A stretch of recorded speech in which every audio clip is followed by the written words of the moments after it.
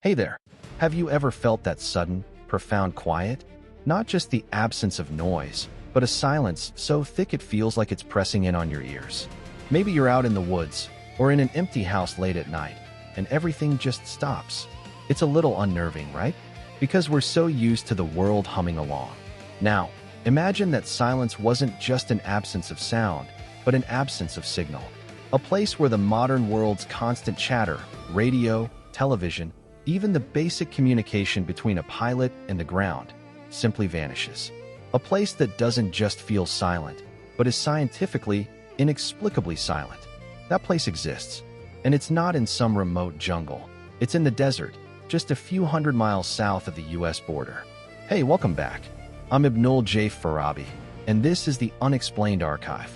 Today, we're heading to a remote corner of the Mapimí Biosphere Reserve in Mexico, to a spot that has earned a terrifying and mysterious nickname, La Zona del Silencio, the Zone of Silence. The story, as it's often told, begins in the 1970s. An American Athena test rocket, fired from a military base in Utah, goes wildly off course. It screams south, over the border, and crashes into the Mexican desert. The U.S. Army sends a recovery team. They find the wreckage, but they also find something far stranger. Their radios don't work. Communication is impossible. The very spot where the rocket fell seems to swallow radio waves whole. This incident, they say, is what first drew official attention to the zone's bizarre properties. But the local lore runs much, much deeper. For generations, ranchers in this part of the Durango desert spoke of areas where the air goes dead, where you couldn't get a signal on a transistor radio, where compasses spun uselessly. They told stories of strange lights in the sky, of metallic fragments littering the ground, and of a profound, unsettling quiet. So what's really going on in the Zone of Silence? Let's break it down. The most consistent and verifiable claim is the radio wave suppression. Visitors and researchers report that AM and FM radio signals fade to nothing, that two-way radios become useless over short distances, and that television signals vanish. It's as if an invisible dome is placed over the area, blocking out the electromagnetic chatter of the outside world. Some scientists have pointed to the area's high concentrations of magnetite, a naturally magnetic mineral, as a possible cause. They theorize that large deposits could potentially disrupt local magnetic fields and interfere with radio transmissions. It's a plausible, earthly explanation. But then, why isn't this phenomenon more common in other mineral-rich areas? And why does the effect seem so selective? That's where the mystery deepens, because the anomalies aren't limited to missing radio stations. The zone has become a magnet for reports of other strange phenomena.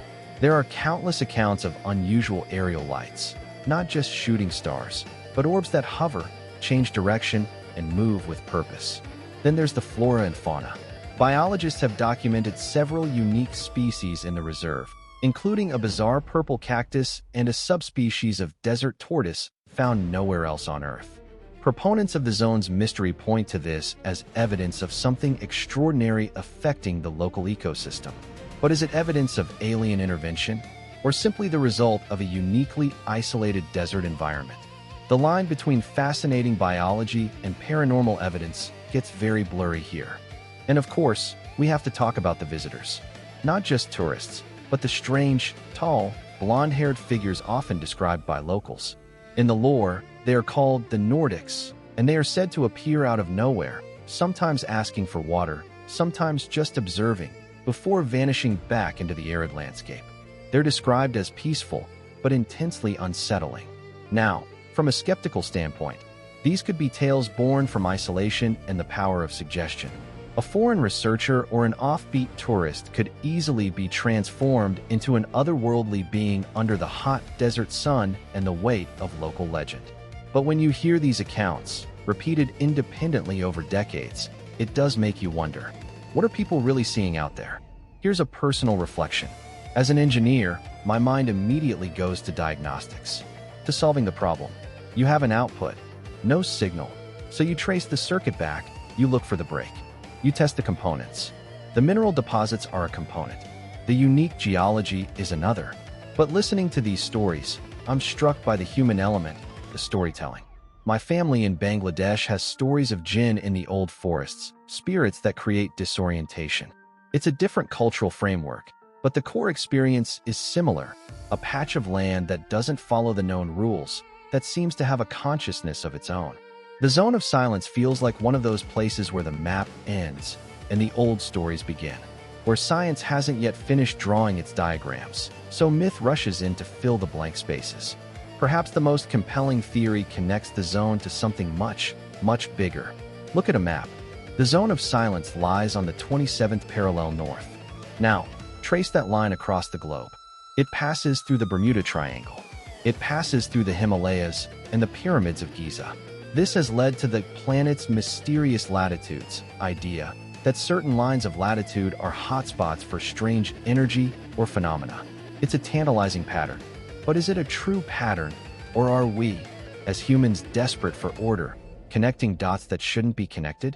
The 27th parallel also passes through a lot of perfectly ordinary, unexplained free places. Yet, the coincidence is striking enough to make you pause. So, where does that leave us with Mexico's silent patch of desert? We have a verifiable, if intermittent, electromagnetic anomaly. We have rich, persistent folklore of UFOs and strange beings.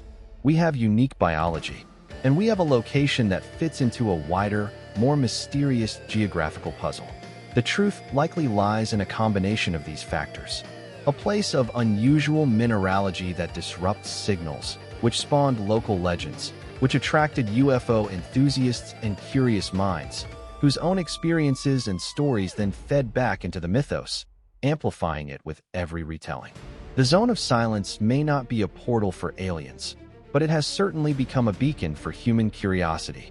It is a place where the quiet isn't just heard, it's felt. And in that quiet, our minds race to fill the void with answers, whether they be scientific, extraterrestrial, or something in between. The takeaway for me is this: our world still holds pockets of the unexplained. Not because they're supernatural, but because they're complex intersections of geology, biology, human perception, and story. The Zone of Silence reminds us that the universe doesn't owe us a clear signal. Sometimes, the static, the silence, the anomaly itself is the message. It's an invitation to keep looking, to keep questioning, and to stay comfortable with the fact that we don't have all the answers yet. Thank you for listening to this archive entry. If these journeys into the unexplained mean something to you, please share the show with someone else who wonders about the silent corners of our world. For more from me, Ibnul J. Farabi, and the entire team, visit our production home at Light Not Studios. https://www.lightnotstudios.com. Until next time, keep listening for the signals in the silence.